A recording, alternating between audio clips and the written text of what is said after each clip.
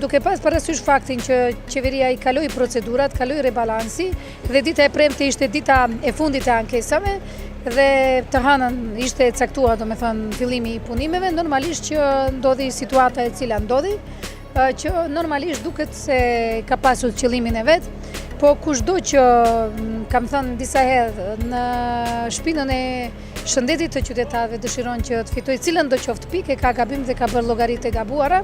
Ne sot siç informuam në mëngjes dhe siç inspektova edhe vet, aty punimet domethënë filluan konform vendimit, konform dokumentacionit dhe mendojmë se shpejt do të ecë dhe ajo çështje domethënë do të jetë një çështje e mbyllur.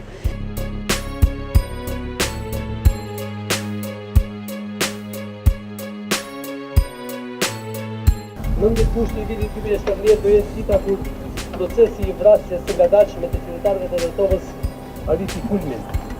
Dita kur u rrezikuan jetët e fëmijëve tanë brenda të ashpër të këtij vendi.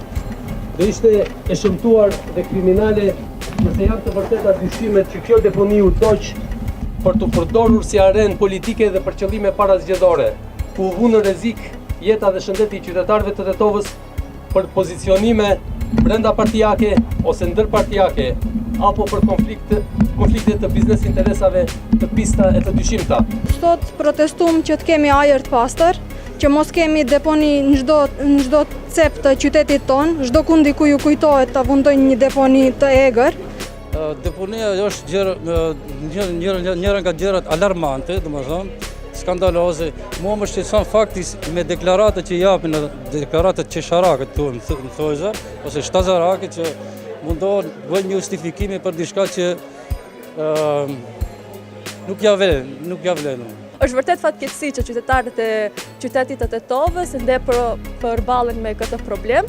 Shpresojmë që protesta e ditës së sotit të ndikojë që autoritetet të marrin një vendim dhe të gjejnë në një zgjidhje sa më permanente dhe jo vetëm me dislokacion të deponisë së egër.